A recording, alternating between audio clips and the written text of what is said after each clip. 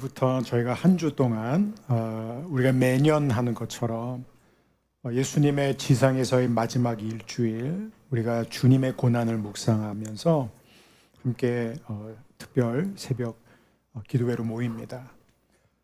특별히 저희 교회 특징 가운데 하나가 우리 교회는 정말 아이들이 많습니다. 정말 아이들이 너무 감사해요.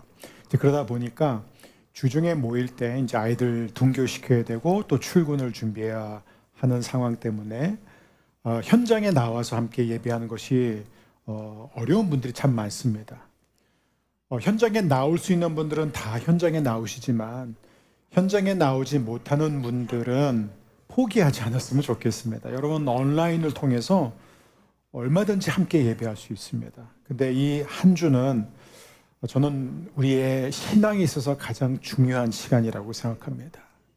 복음의 가장 본질인 예수님의 고난과 십자가와 부활을 우리가 마음을 다해 묵상하고 새롭게 체험하는 시간이거든요. 그래서 지금 우리 나라도 그렇고 아마 우리 개인적으로도 우리 주위에 여러 가지로 어려움과 고난을 겪고 있는 분들이 참 많이 있습니다. 우리가 이 흔들리는 세상 속에서 우리가 한 주 동안 매일 시편에 나타난 예수님의 기도, 여러분 시편의 모든 말씀은 예수님을 가리킵니다. 그래서 예수님이 시편을 통해서 드린 그 기도들을 우리가 함께 살펴보면서 함께 기도하는 시간입니다. 그래서 우리 성도님들 현장이든 온라인이든, 그 온라인은 저는 실시간 온라인을 얘기하는 거지 8시까지 주무시고 9시에 혼자 하는 그 온라인이 아니라 실시간으로 함께 출근 길에서도 함께 하실 수 있고 미리 가셔도 하실 수 있고 우리 모든 성도님들이 꼭 함께 참여해서 예수님의 그 귀한 고난을 통해서 우리가 다음 주 부활 주일날 그 기쁜 승리 함께 경험하기를 바랍니다. 오늘 우리가 함께 나누게 될 다시 복음으로 돌아가라 11번째 말씀은 가난한 사람들을 기억하라. 오늘 이 말씀 듣기 전에 잠깐 기도하겠습니다. 하나님 아버지, 하나님의 생각, 하나님의 뜻은 우리가 헤아릴 수 없을 정도로 높습니다. 큽니다. 오늘 우리의 잣대로 하나님 앞에 나아가지 않게 하여 주시고 하나님의 잣대로 하나님 앞에 엎드리게 하여 주옵소서. 하나님을 알아가는 그 기쁨이 우리 안에 불일 듯 일어나게 하여 주옵소서. 예수님의 이름으로 기도합니다. 아멘. 오늘 2부 예배 때 성인 세례도 있었고 유아 세례도 있었고 입교도 있었습니다. 이 아이들이 이렇게 세례를 받고 이런 모습들 보면 얼마나 기쁘고 감사한지 몰라요. 저는 정말 힘든 상황 속에서도 너무 감사한 게 많은데 가장 저로 하여금 잠을 못 자게 하는 게 저출산이거든요. 우리 화북교회 모든 성도님들, 하나님께서 정말 출산에 영을 부어주셔서 우리 자녀들 많이 낳으시고 그 자녀들을 또 많은 믿음의 자녀들을 낳는 복된 가문이 되었으면 좋겠습니다. 여러분 성경을 읽다 보면은 사실 제가 오늘 원래 처음에는 이제 종려 주일이기 때문에 예수님의 예루살렘 입성을 다루는 말씀을 묵상하고 있었어요. 근데 우리가 지지난주에 나눴던 그 갈라디아서 2장 말씀의 마지막 절 2장 10절의 그 한 구절을 제가 잘 잊을 수가 없는 거예요. 여러분 그럴 때 있잖아요. 성경을 읽다 보면 갑자기 뭔가 이렇게 내 마음이 이렇게 딱 멈추게 돼요. 예기치 않은 곳에서 그냥 보면은 그렇게 뭐 대단한 구절이 아닌 것 같은데 조금 들여다보니까 굉장히 우리의 삶에 깊은 도전을 주는 그런 말씀들이 있어요. 근데 이 갈라디아서 2장 10절이 바로 그런 말씀이에요. 그래서 제가 다시 그 말씀을 묵상하면서 보니까 이게 굉장한 말씀이더라고요. 여러분 한번 생각해 보세요. 그 말씀이 먼저 뭔지 다시 한번 읽어볼까요? 아까 우리가 한번 봉독을 했지만 우리 한 목소리로 한번 읽어보겠습니다. 그들은 우리에게 한 가지 곧 가난한 사람들을 기억해 달라고 부탁했는데 그것은 사실 내가 힘써 해오던 일입니다. 여러분 우리가 오늘 11번째 갈라디아서 말씀을 배우고 있는데요. 여러분 그동안 바울은 복음을 위해서 열심히 싸우고 있습니다. 율법주의자들과 이 유대주의자들, 예수님 믿는 것만으로는 구원받을 수 없고 율법도 행해야만 완전한 구원에 이른다라는 이 거짓된 가르침에 맞서 싸우고 있어요. 그리고 지금 이 순간은 너무 중요한 순간이에요. 왜냐하면 사도 바울이 정말 10몇 년 만에 예루살렘을 방문했습니다. 거기에 있는 지도자들, 사도들을 만나는 자리예요. 여러분, 이 자리는 그냥 인사하는 자리, 교제하는 자리가 아니었습니다. 이 자리는 복음의 본질을 둘러싼 자리였어요. 즉, 사도 바울이 그동안 눈물을 쏟으면서 이방인들에게 전한 그 복음이 정당한지가 논의되는 자리였다는 것이에요. 그렇기 때문에 이 자리는요, 이 교회의 정체성을 확립하는 자리였습니다. 교회가 앞으로 나가야 할 방향이 무엇인지에 대해서 서로 결정하는 시간이에요. 즉, 기독교는 유대인들과 이방인들이 함께하는 하나의 신앙이 될 것인가, 아니면 유대 기독교와 이방 기독교가 갈라서게 되는 그런 기독교가 되는지, 즉 유대인과 이방인들이 다 한 복음 예수님을 통해 구원을 받느냐 아니냐, 그것이 결정되는 중대 기로에 서 있었던 그 순간이었어요. 근데 우리가 지지난주에 살펴본 것처럼 너무나 감사하게 예루살렘의 사도들은 이 바울의 사역을 인정했습니다. 그리고 오른손을 내밀고 그와 교제 악수를 했어요. 근데 거기서 끝난 게 아니에요. 10절이에요. 조건이 있었습니다. 우리가 다 인정해 주겠다. 당신은 계속해서 이방인들에게 그대로 복음을 전하십시오. 우리는 유대인들에게 복음을 전하겠습니다. 하지만 한 가지, 딱 한 가지 요청이 있습니다. 다만 가난한 사람들을 기억해 주세요. 여러분, 잘 생각해 보세요. 복음을 논하는 자리, 선교 전략을 나누는 자리, 교회의 미래 방향과 정체성을 결정하는 그 자리에서 사도들이 강조한 실천사항은 딱 하나였습니다. 가난한 사람들을 기억해 달라. 왜 하필 가난한 사람들인가? 그래서 제가 이제 성경 주석서를 보니까 의외로 많은 주석가들이 이거는 조금 문맥에 맞지 않는 얘기다, 이렇게 얘기합니다. 지적을 해요. 갑자기 왜 복음 얘기를 하다가 갑자기 왜 뭔가 이렇게 정의, 즉 칭의를 얘기하고 있었어요. 믿음으로 말미암아 우리는 구원받는다. 근데 왜 갑자기 정의를 말하냐 이거예요. 가난한 자를 도와줘야 된다, 가난한 자들을 기억해야 된다, 이건 좀 뭔가 맞지 않다라고 지적하는 학자들이 의외로 많았습니다. 왜냐하면 사실 가장 자연스러운 흐름은 이런 상황에서는 교리적인 정리가 필요한 상황이었어요. 그러면 앞으로 우리가 기독교 교리를 이렇게 정리해 봅시다. 앞으로 우리의 선교에 대해서 이런 전략을 세우고 이러한 체제, 이런 시스템을 한번 만들어 봅시다. 그게 맞는데 왜 하필 가난한 자들을 기억해 주십시오, 그걸로 이런 생뚱맞은 것으로 이 복음에 대한 본질을 마무리하느냐 이거죠. 여러분, 많은 복음주의자들, 즉 자기가 복음을 믿는다는 사역자들과 평신도들도요, 복음을 영적인 진리로 이해하는 경향이 있습니다. 그래서 우리나라 복음 하면은 믿음을 강조해요. 칭의를 강조합니다. 성령을 강조해요. 구원의 은혜를 강조합니다. 죄사함을 강조해요.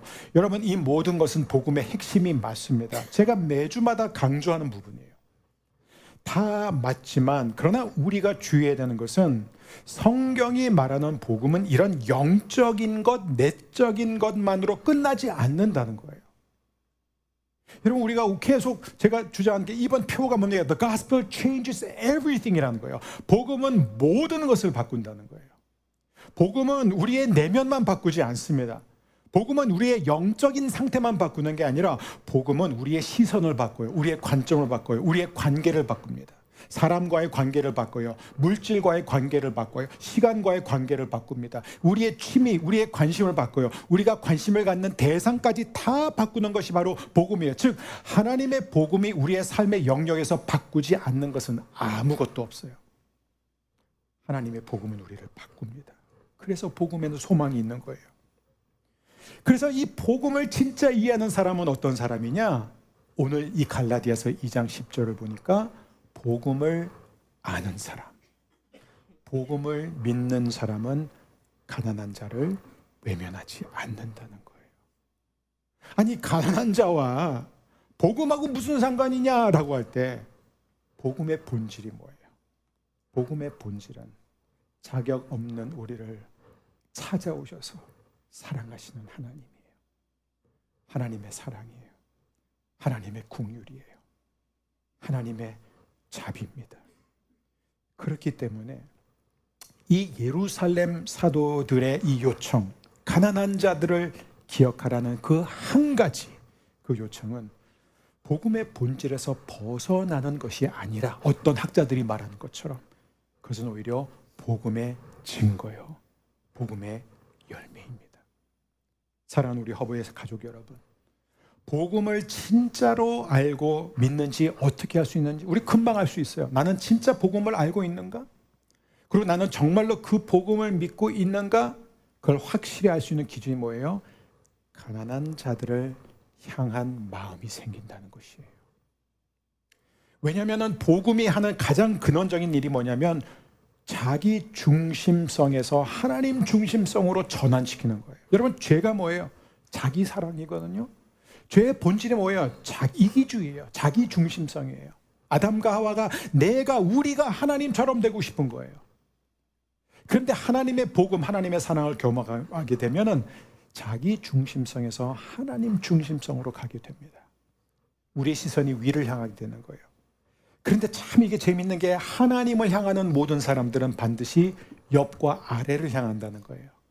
즉 하나님 중심성의 신앙은 언제나 이웃 중심성으로 바뀌는 거예요. 그래서 가장 위대한 두 계명이 뭐예요? 하나님 사랑과 이웃 사랑, 이 두 계명은 하나라는 것입니다. 다시 말하면 복음을 알고 믿는 사람의 특징이 뭔지 아세요? 시선이 위를 향할 뿐만 아니라 아래도 향하게 되어 있습니다. 그래서 저는 오늘 여러분들과 함께 복음이 구체적으로 우리의 삶에 어떤 변화를 가져오느냐, 우리가 이걸 좀 알아야 될 것 같아요. 내가 정말 그 복음을 믿고 그 복음이 내 삶에 들어온다면 자연스럽게 일어나는 세 가지 변화가 있습니다. 첫 번째, 함께 우리 소리내서 읽겠습니다. 복음은 우리 자신을 보게 한다. 예. 그게 복음이 가장 먼저 하는 거예요. 복음은 우리가 하나님 앞에서 누구인지를 보게 합니다. 복음의 특징이 뭐냐면 우리 자신을 있는 그대로 보게 한다는 거예요. 여러분, 우리는 알게 모르게 다 꾸미잖아요. 그죠? 다 포장하고 삽니다. 자기 자신한테도 포장하고 살아요. 근데 복음은요, 우리를 그냥 있는 그대로 보게 만든다는 거예요. 다시 말하면 우리의 이 가난함을 드러내는 게 복음의 특징이에요. 그래서 복음이 가장 먼저 하는 게 뭔지 우리를 깨지게 하는 거예요. 우리의 자아를 부수는 것입니다. 왜냐하면 복음은 이렇게 선언해요.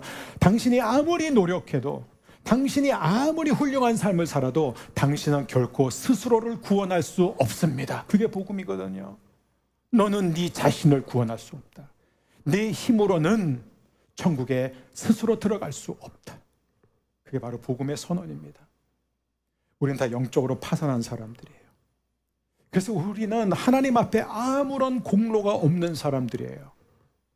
우리가 주님 앞에 나갈 때 우리가 잘 부르는 찬양 있잖아요. 천부여 의지 없어서 손 들고 나아갑니다. 그게 바로 우리의 모습입니다. 우리는 하나님 앞에서 다 한때 가난한 자들이었다는 거예요. 여기 지금 우리 예배 모인 모든 분들, 제가 지금 보니까 다 한 분도 예외 없이 멀쩡하게 생기셨어요. 옷도 다 정상적으로 입으셨어요. 아니, 예쁘게 입으셨어요. 머리 헤어스타일도 화장도 다 예쁘게 하셨어요. 세련되셨어요. 굉장히 교양도 있고 굉장히 인격적이세요.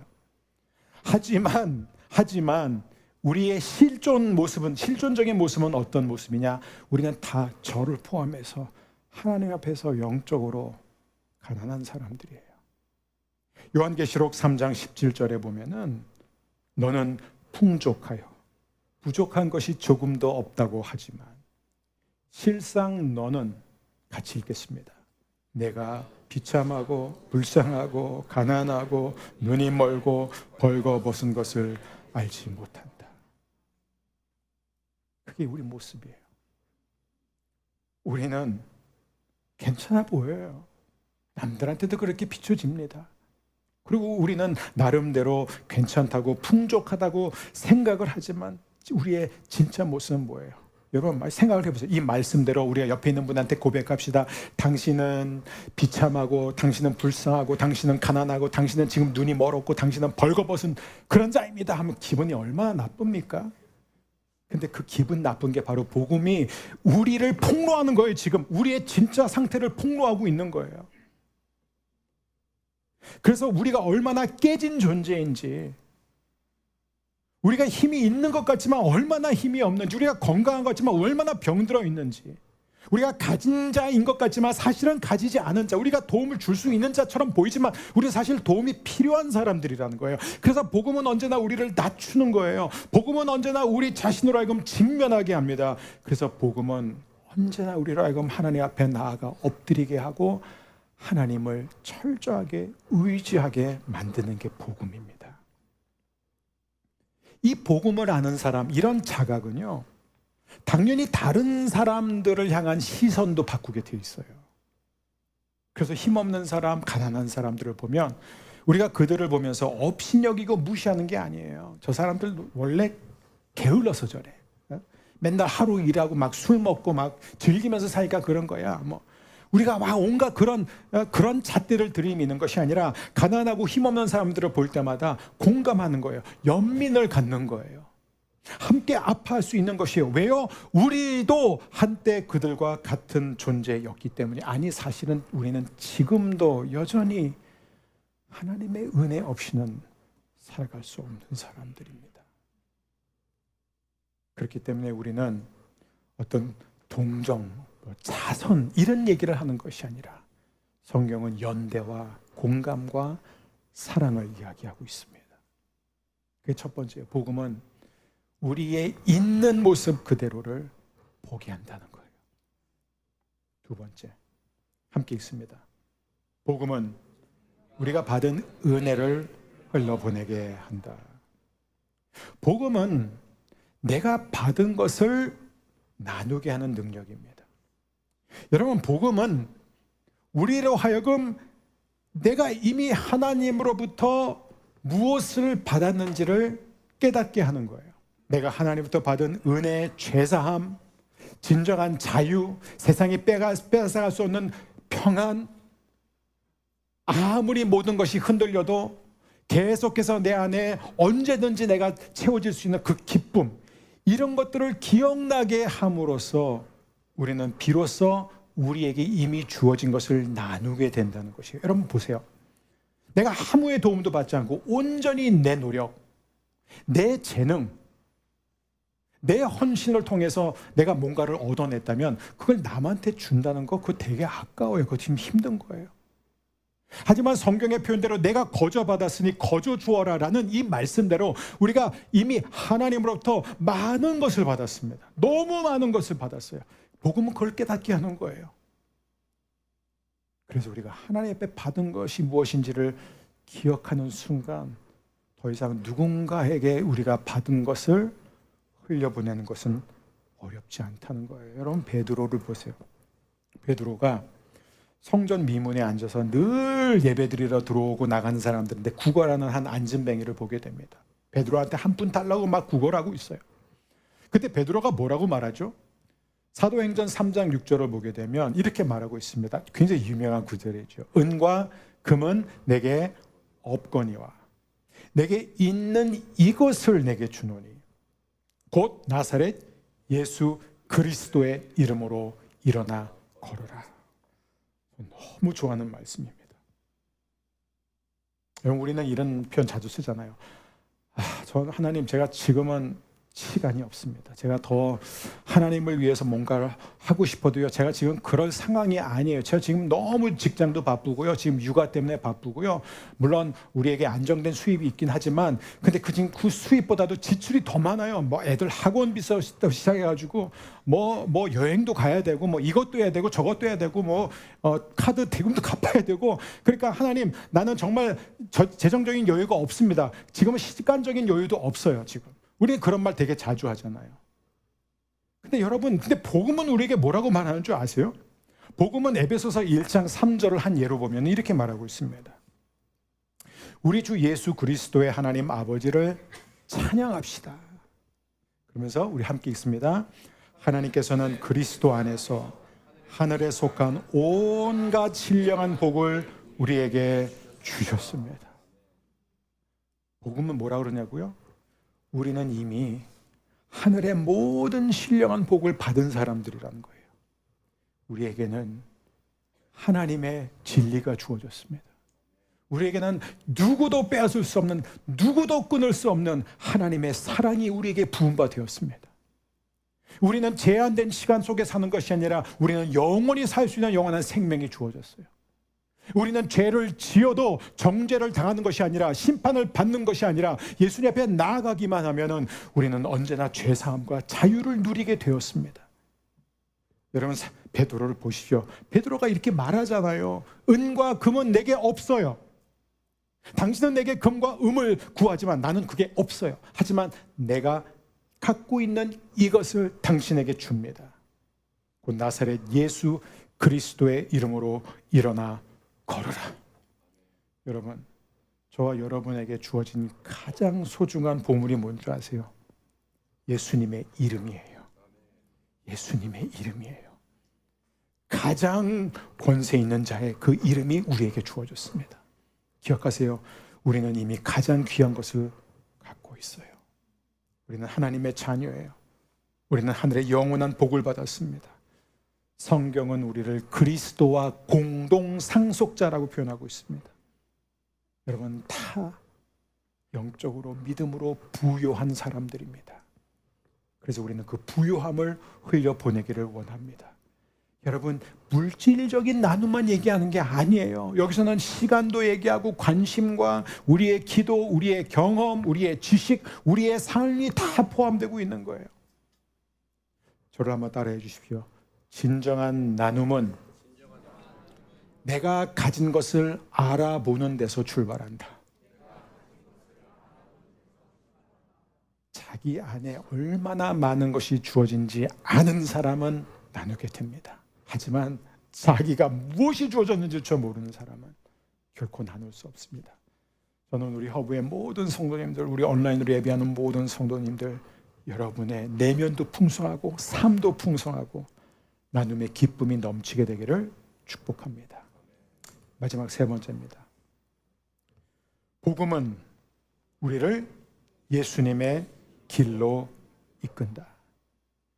여러분, 제가 늘 강조하는 게 뭐예요? 복음은 예수님의 길을 따르게 하는 능력입니다.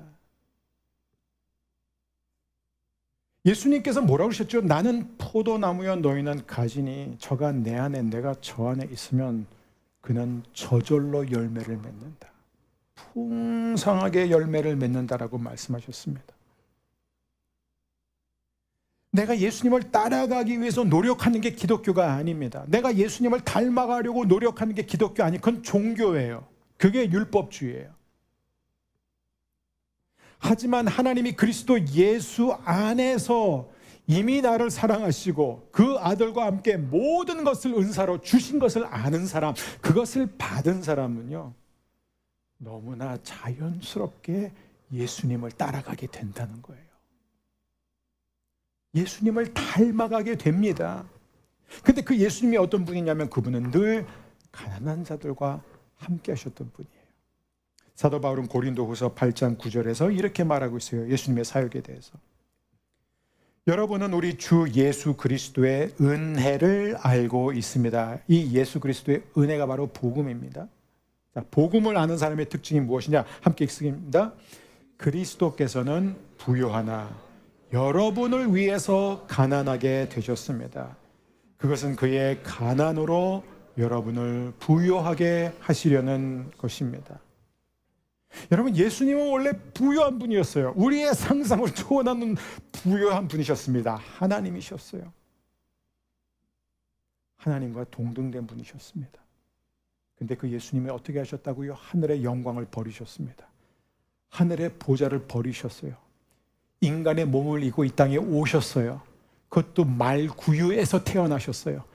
이 땅에 사시면서 머리 둘 곳 없는 상태로 살아가셨습니다. 여러분, 예수님 왜 이렇게까지 하셨는지 아십니까? 이유는 하나예요. 가난했던 저와 여러분을 부유하게 하기 위해서 예수님은 가난해지셨던 거예요. 사랑하는 여러분, 예수님은 언제나 가난한 자들을 돌보셨어요. 예수님은 약한 자들의 친구가 되셨습니다. 아예 예수님은요, 공생애를 시작하면서 나사렛 회당에서 자신이 이 땅에 오신 목적, 그 사명을 이렇게 선언하면서 시작합니다. 누가복음 4장 18절이에요. 주의 성령이 내게 임하셨으니 이는 누구요?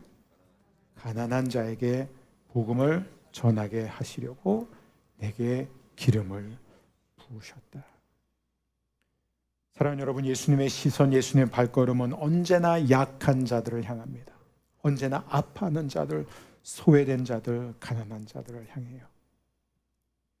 다윗도 그걸 우리에게 보여주고 있습니다. 다윗이 그렇게 쫓기는 인생을 살다가 결국 어디서부터 일어나게 되죠? 어떻게 하나님 나라 공동체를 이루죠? 아둘람 굴에서 누가 왔어요? 환난당한 자, 원통한 자들, 빚진 사람들, 버림받은 사람들. 복음을 믿는 우리는 너무나 자연스럽게 예수님의 마음이 향한 곳을 향하게 되어 있는 거예요. 복음이 우리 안에 있다면 저와 여러분도 외면당하고 고통당하는 이웃을 지나칠 수가 없습니다. 제가 아주 오래전에 이제 운누리교회에 있었을 때 프랜시스 첸 목사님을 어렵게 섭외해서, 이분은 3년 전에 미리 예약을 해야 돼요. 꽉 차가지고. 그래서 미리 해서 3년 뒤에 이제 이분이 오셨어요. 그래서 이분이 이제 말씀을 전하시는데, 이제 제가 옆에서 통역을 했잖아요. 근데 이제 제가 잊을 수 없는 말씀을 하셨어요. 왜냐면 그때 제가 뜨끔했거든요. 그때 프랜시스 첸 목사님이 뭐라 그랬냐면, 여러분 예수님 정말 믿으세요? 이 질문을 던지는 거예요. 정말 예수님 믿으세요? 여러분은 예수님을 따라가고 있습니까? 근데 여러분, 예수님은 왕의 자리에서 내려오셔서 가난한 자의 자리로 내려오신 분입니다. 여러분도 낮은 자리로 지금 가고 있습니까? 라는 질문이었어요. 근데 제가 그걸 통역하면서 되게 뜨끔했어요. 나는 과연 가난한 자의 자리, 낮은 자의 자리로 가고 있는가, 내 삶이. 그때 이 첸 목사님이 너무나 시원한 도전을 하셨어요. 뭐라고 하셨냐면, 여러분 이제 설교 그만 듣고 책도 그만 읽으세요. 아는 것을 좀 실천하세요. 저도 통역하면서 속이 시원했어요. 뻥 뚫렸어요. 우리는 너무 설교를 들으려고 그래요. 너무 성경 공부하려고 그러고 막 신앙서적도 찾아 읽고. 지금 우리에게 그거보다 더 중요한 게 뭔지 아세요? 이미 알고 있는 것을 실천하는 것입니다. 예수님은 다음과 같이 말씀하셨어요. 마태복음 25장 35절 36절. 내가 줄일 때 너희가 먹을 것을 주었고, 목마를 때 마시게 하였고, 나그네 되었을 때 영접하였고, 헐벗었을 때 옷을 입혔고, 병들었을 때 돌보았고, 옥에 갇혔을 때 와서 보았느니라. 제자들이랑 이 듣는 사람들 벙찐 거예요. 아니요, 저희가 언제요? 예수님 저희와 함께 있을 때 한 번도 옥에 안 가셨는데, 예수님이 언제 굶주리셨어요? 예수님이 언제 헐벗으셨어요? 예수님이 언제 목이 마르셨어요? 그런 적이 없었는데 저희가 언제 이렇게 했다는 거예요? 라고 이 의인들이 대답을 했다는 거예요. 그때 예수님의 대답이 뭐죠? 마태복음 25장 40절이에요. 함께 읽습니다. 지극히 작은 자 하나에게 한 것이 곧 내게 한 것이니라. 아멘.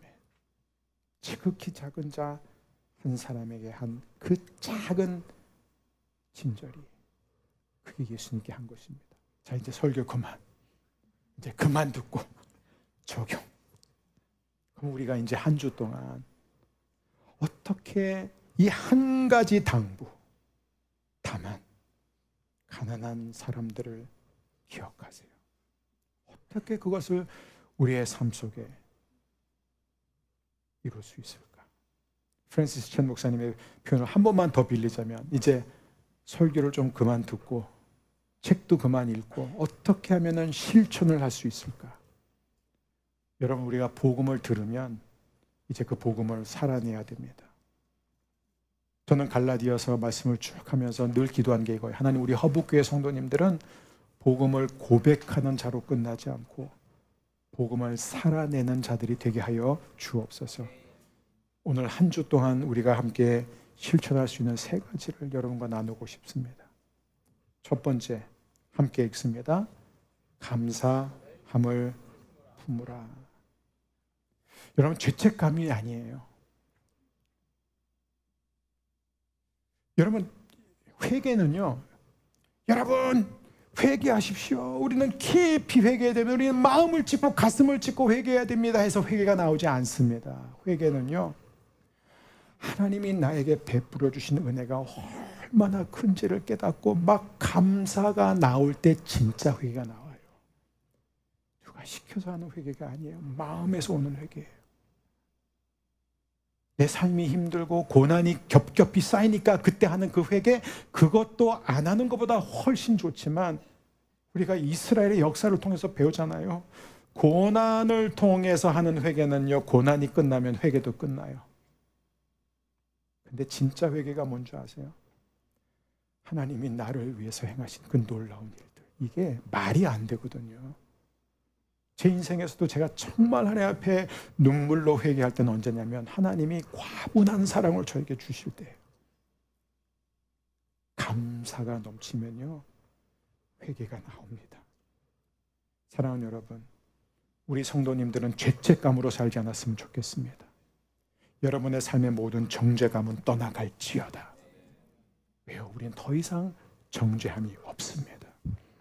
전 여러분 모두가 받은 은혜를 기억하고 감사하면서 우러나오는 그 나눔은 지속될 뿐만 아니라 나눌 때마다 여러분의 기쁨이 커질 줄 믿습니다. 두 번째, 함께 읽습니다. 가난한 자들을 위해 기도하라. 너무 중요해요. 여러분, 우리 주위에 너무너무 힘들어하는 사람들 많아요. 이건 단지 재정적으로 힘든 사람들만 말하는 게 아닙니다. 정신적으로 힘들고, 정서적으로 힘들고, 관계적으로 힘들고, 영적으로 가난한 사람들이 얼마나 많은지 모릅니다. 여러분, 우리가 더 이상 그들의 고통을 외면하지 말고, 우리가 어떻게 모든 힘든 사람들을 다 물질적으로 도와줄 수 없어요. 맞습니다. 다 도와줄 수는 없어요. 하지만 우리가 분명히 할 수 있는 건 있어요. 기도하는 거예요. 그래서 저는 우리 성도님들이 이번 주 고난 주간에 우리 자신을 위해서도, 가정을 위해서도, 나라와 민족을 위해서도 기도하지만 특별히 고난당하는 가난한 자들을 위해서 기도하는 시간이 되기를 바랍니다. 세 번째, 마지막, 함께 있습니다. 작은 실천으로 시작하라. 작은 실천으로 시작하라. 제가 이번에 쿠알라룸푸르 가서 그 일정을 은혜 가운데 잘 마쳤습니다. 쉽지 않았어요. 너무 빡셌어요. 그래서 힘들더라고요. 그래서 막 졸기도 했어요. 너무 힘드니까. 근데 많은 내용들이 있었는데 가장 제 기억에 남는 내용이 뭐냐면 Dream big, 큰 꿈을 꾸라는 거예요. 근데 그걸로 끝나면 안 되죠. 그 다음이 중요했어요. Start small. 꿈은 크게 꾸지만 작은 실천으로 시작하라는 거예요. 그게 너무 마음에 와닿았어요. 그래서 제가 중고등학교 때 굉장히 감명받았던 문구가 생각났습니다. 그게 뭐냐면 The journey of 1,000 miles begins with one step. 그렇죠? 예. The journey of 1,000 miles begins with one step. 여러분, 이건 제가 누가 썼는지 잘 모르겠어요. 기억도 안 나요.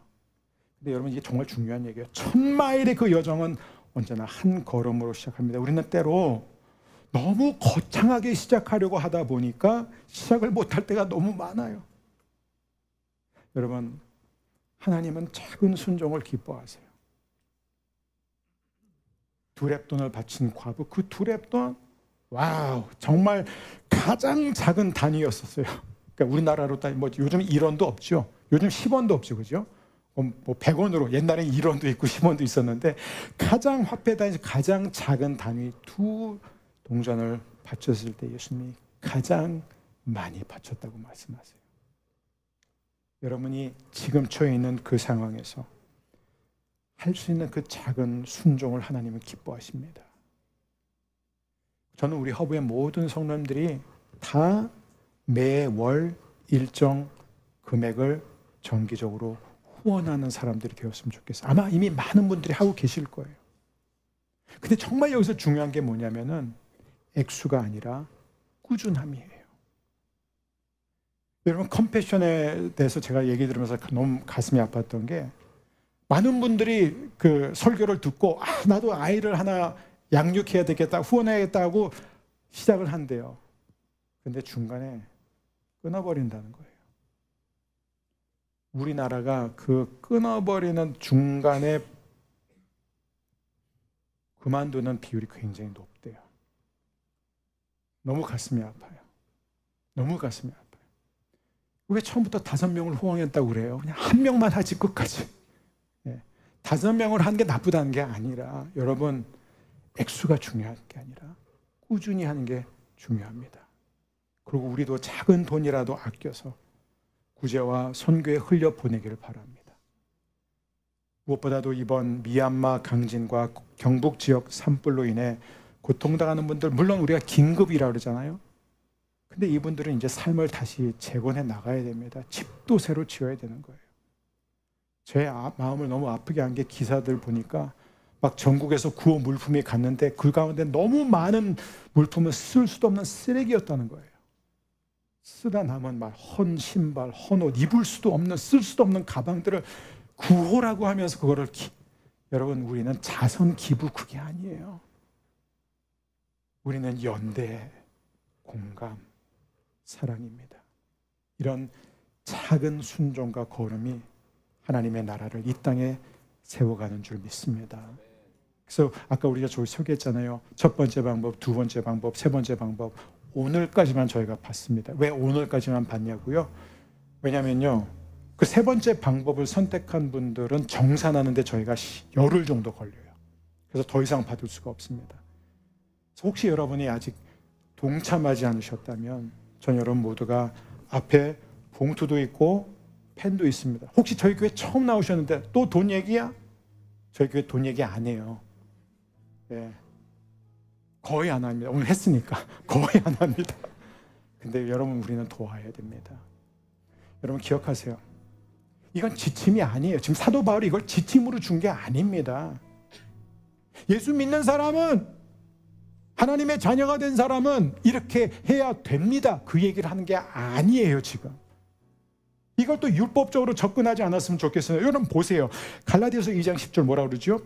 그들은 우리에게 한 가지, 곧 가난한 사람들을 기억해달라고 부탁했습니다로 끝났어도 돼요. 근데 사도 바울이 뭐라고 말하냐면은, 부탁했는데 그것은 사실 내가 힘써 해오던 일입니다. 그래서 어떤 성경학자는 사도 바울이 또 자기 인정 욕구가 발동했다, 정말 이렇게 쓰는 사람들 많아요. 그 말은 하지 않았어야 된다. 사도 바울이 지금 갈라디아 성도들한테 뭔가 인정받으려고 한 것 같아요. 사도 바울이, 나는 사람을 보지 않는다, 난 사람을 기쁘게 하지 않는다. 그럼 사도 바울이 이런 얘기를 왜 굳이 했을까요? 나 원래 오래전서부터 최선을 다해서 이 일을 해오고 있어. 그 얘기를 왜 한 줄 아세요? 이유는 하나예요. 갈라디아 성도들과 저와 여러분 모두가 이걸 알기로 하는 거예요. 이건 단지 나의 고백이 아니라 이것은 모든 믿는 사람의 고백이 되어야 된다는 겁니다. 오늘 하나님이 우리에게 주신 말씀 너무 간단해요. 내가 너를 사랑하는 줄 아느냐? 내 아들과 함께 모든 것을 너에게 주었다는 것을 너는 믿느냐? 그렇다면 가난한 자들을 기억해라. 그럴 때 저와 여러분의 대답이 바울과 똑같았으면 좋겠어요. 주님, 그것은 제가 전부터 힘써 해오던 일입니다. 제가 앞으로도 기쁨으로 하겠습니다. 사랑하는 여러분, 오늘 이 말씀은 실천 지침이 아니라 복음이 삶으로 드러나는 예입니다. 복음이 우리 안에 있다면 우리는 누가 시켜서가 아니라 너무 자연스럽게 가난하고 약한 자들을 기억하게 됩니다. 주님의 마음이 그들을 향하고 있기 때문에 우리의 마음도, 우리의 손길도, 우리의 발걸음도 움직입니다. 복음 중심의 신앙은 가난한 자를 품는 신앙이에요. 저는 오늘 이 허북교회가 복음 중심의 교회로 일어설 줄 믿습니다. 복음 중심의 교회는 언제나 가난한 자들을 품는 교회입니다. 그래서 저는 오늘 이 한 번의 설교로 끝나는 게 아니라 이제부터 한 달에 한 번씩 정기적으로 우리 성도님들이 지구 곳곳에 환난당하고 원통한 일을 겪고 어려움을 겪는 자들을 위해서 헌금하는 비전 헌금을 시작할까 합니다. 여러분, 이 훈련이 우리에게 너무나 중요합니다. 그래서 저는 여러분 모두가 다 사도 바울과 똑같이, 여러분 오늘 저를 이렇게 한번 따라해 주셨으면 좋겠습니다. 다시 복음으로 돌아가자. 다시 복음을 위해 싸우자. 저와 여러분은 복음의 용사로 부름을 받았습니다. 우리도 사도 바울처럼 복음을 듣고 고백할 뿐만 아니라 우리의 삶 속에서 복음을 살아내게 되기를, 저와 여러분이 세상을 회복시키고 하나님의 나라가 임하게 하는 축복의 통로가 되시기를 주의 이름으로 축원합니다. 우리 이 시간에 찬양팀 나와서 우리가 함께 부를 찬양은 거룩하신 하나님 주께 감사드리세. 여러분, 이 찬양을 찬양팀이 먼저 시작을 하겠지만 전 여러분이 먼저 같이 좀 기도를 했으면 좋겠습니다. 기도를 하다가 얼마든지 같이 또 찬양을 하면 좋을 텐데, 오늘 세 가지 기도예요. 첫 번째, 하나님, 제 삶의 감사가 회복되게 해주세요. 오늘 성령께서 제가 얼마나 많이 받은 사람인지를 알게 해 주옵소서. 두 번째 기도는, 하나님, 한 주 동안 가난한 자들을 위해서 기도하기를 원합니다. 물질적으로 힘든 사람뿐만 아니라 영적으로 약하고 관계적으로 가난하고 정신적으로 고통당하는 우리 주의 순원일 수도 있고 성도일 수도 있고 친척일 수도 있고 우리 가족일 수도 있어요. 육신의 병을 갖고 있는 사람일 수도 있으면 누구든지 하나님, 그들을 위해서 기도하겠습니다. 그 다음에 세 번째는 이것입니다. 주님, 제가 처해 있는 이 상황에서 작은 실천으로 시작하겠습니다. 한 걸음 내딛겠습니다. 하나님, 저의 마음을 움직여 주옵소서. 우리 세 가지 놓고 이 시간에 함께 기도하며 나아가겠습니다.